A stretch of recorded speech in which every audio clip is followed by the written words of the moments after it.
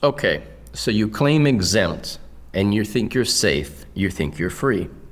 Well, under federal law, 26 U.S.C. 3402, paragraph N, an employee may claim exempt from withholding only if two conditions are true: no income tax liability last year and none expected this year.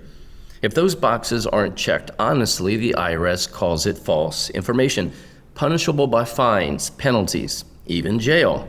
Social Security, Medicare withholding still apply because they fall under a different chapter of the code. So the word exempt affects only one thing: how federal income tax is withheld inside the federal system.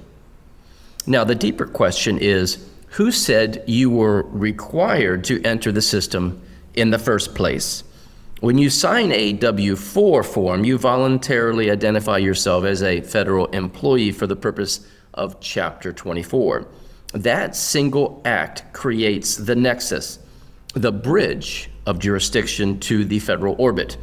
Inside the system, exemption is a privilege, a federal privilege. Outside the system, freedom is a right, a natural right.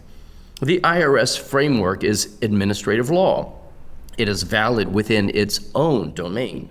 In the Liberty Dialogues, we discuss lawful jurisdiction, defining the boundary of that federal domain. The IRS says you may claim exempt. We say, by what lawful power are you presumed subject to that jurisdiction at all? Because true exemption doesn't come from a line on a form.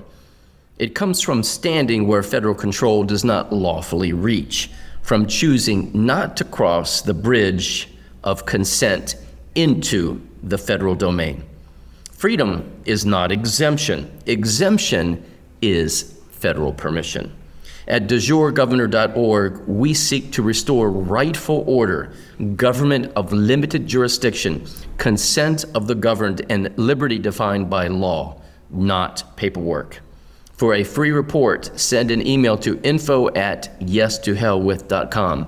And as always, may truth reign supreme.